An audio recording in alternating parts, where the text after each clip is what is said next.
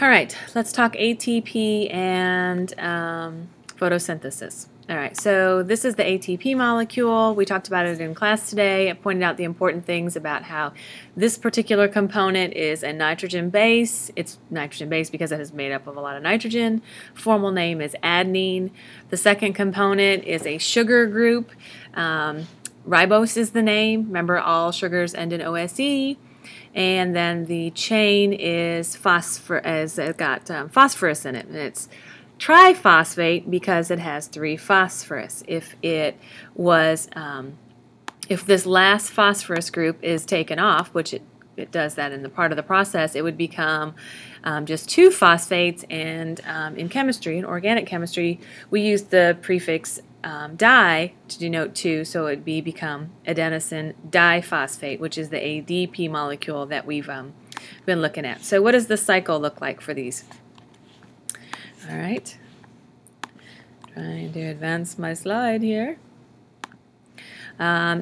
This is the cycle that it goes through, and it doesn't matter where you start because it is a cycle, but if you had an ADP molecule, it needs that phosphate group. So as it's floating around out there, it picks up a phosphate group. Of course, it takes a little energy to make that bond. It produces ATP molecule, which has the 3 phosphates. That molecule now is super high energy. It's going to go out and do work and break this chemical bond back off and release that energy back out into the cell. Talked about this in class, the importance of knowing photosynthesis and cellular respiration from the chemical formula perspective. 6 waters go into it, 6 carbon dioxides go into it with sunlight. Those are your reactants. Products that come out are 6 oxygen and 1 sugar molecule or glucose molecule, C6H12O6.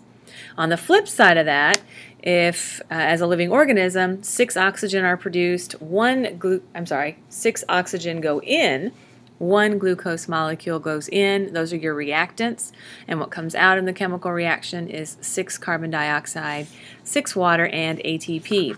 We're going to discover when we look at this in more detail that there's actually 36 ATP molecules that come out. That is 36.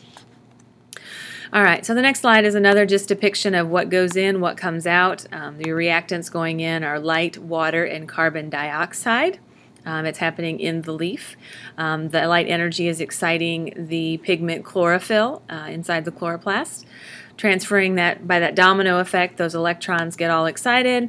Process continues. Your products then are oxygen back into the atmosphere and sugar that will be stored in the plant. That can go 2 ways. It can be stored in the plant as a starch, in which that polysaccharide, if you remember from our macromolecule unit, will help in long-term growth and development of the plant, as well as give the cell wall its rigidity, that cellulose product. Or the plant might use it as glucose to grow and develop. You just never know which it's going to use. Okay. Next slide. This is where it starts to get more in detail on the photosynthesis process. There's 2 components. There's the light-dependent reactions and the light-independent reactions, and it's obvious, right? This one requires light and this one does not. Okay. In the light-dependent reaction, where light is necessary, the light energy is going to stimulate the photons, are going to stimulate the electrons, and what's going to happen is 2 things, and they're called photosystem 2 and photosystem 1. In photosystem 2, water is going to split. Oxygen gas, as part of the O2, is going to be released back into the atmosphere, and that hydrogen ion is going to go into the electron transport chain. Okay. In photosystem 1, NADP, which is an ion, is going to pick up a hydrogen molecule to become NADPH. Okay. That's what's happening in those photosystems, and you'll need to know that. On the light independent side, sometimes it's referred to as the dark reactions, but that's kind of an old term. We now call it the Kelvin cycle, but because it happens in the dark, I mean, you can see what's called dark reaction. But what happens there, that carbon dioxide molecule that was absorbed up through the leaf is going to be converted into a glucose molecule. So that's what happened in there. All right, so here's that picture that I put up today in class to go through. We're going to work with it as a model tomorrow in class, and you'll have a copy to work with at home. But where are we at? We are in the chloroplast. And what's specifically happening in the chloroplast? Well, photosynthesis, right? All right, again, remember there was the light dependent section of reactions, and then there's the light independent reaction. What are the reactants going in? Well, light in the light dependent portion and water. And what's going to happen is that water is, in this photosystem 2, water is going to be split. So the hydrogen ions are going to continue on into the electron transport chain, and the oxygen, 2 water molecules break apart, you get 2 oxygens, they're going to bond together and become oxygen gas that's released back into the atmosphere. That is photosystem 1. And that's going to take place in the thylakoids. The second, or I should say photosystem 1, which is actually the second step, it's happening at the membrane of these thylakoids. So right along all the exterior of the thylakoid is where this is going to happen. It's called the electron transport chain. And what happens here is you get a molecule of ADP that is in the chloroplast. It's floating around. It's going to pick up a phosphorus molecule, something you ate. It's in your body, or something the plant absorbed. I'm sorry, this is confusing cellular respiration and photosynthesis. The plant absorbed that phosphorus through its root system, and fertilizers have phosphorus in them. Okay, that's how it gets there. So it picks up this phosphate group that has been processed, that is now available for use, and when it does that, it becomes a high energy molecule, ATP. We added a phosphate, so there was 2 here originally, now there's 3. That's ATP. And we're going to hold on to that until it goes into the Kelvin cycle. The other step is a molecule called NADP, which is like a courier molecule. All it does is carry hydrogen. Okay, so it doesn't have it here. We're creating a high concentration of hydrogen ions here at the thylakoid membrane. That's part of what is happening during photosystem 2. And it's going to pick it up, and it's going to become NADPH. Just picks up the hydrogen, couriers it through the cytoplasm until it's needed in the Kelvin cycle, which is the next set of chemical reactions that are going to, we call them the Kelvin cycle. It's going to take place in the stroma, which is basically like the cytoplasm of a cell is. It's that fluid-like substance that supports all the interior organelles of the chloroplast.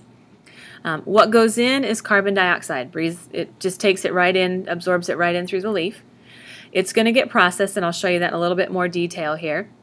But what we need to produce is glucose. We're producing C6H12O6. Well, we've got carbon and oxygen that come in the carbon dioxide molecule, but what we're needing is hydrogen. Well, there's the hydrogen molecule. So the ATP, high energy molecule, is going to help split the NADPH from the H and separate it, and so that it can join the carbon dioxide molecule to become this sugar molecule. So hopefully you see how those hydrogens are moving.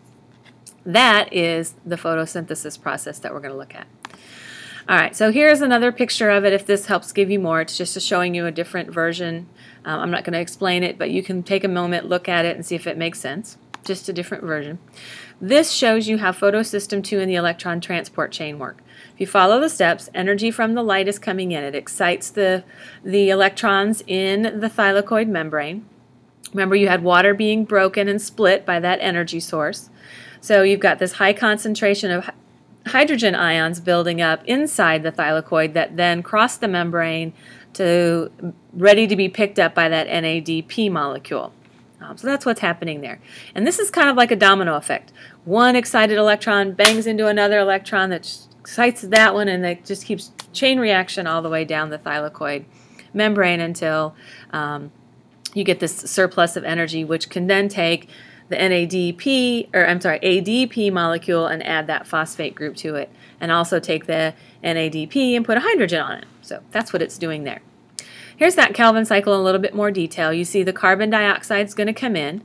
It's going to bond with other carbon dioxides. There's a whole series of reactions that are going to take place. That detail we're not going to get into at this level, but know that if you go on to further biologies, you will get into more detail.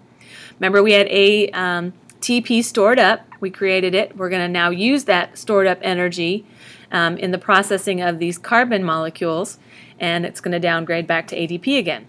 Go back out there and wait for the next cycle to continue. We saw NADPH is going to bring in that hydrogen molecule that we need, and it's going to downgrade then to NADP again. So the cycle just continues on, and you can see finally what's going to come out is a 6-carbon molecule, which is the C6 that we need. So that's what we're basically looking at here. So that's it. Those are the notes for tonight, and I will see you in class tomorrow for that quiz.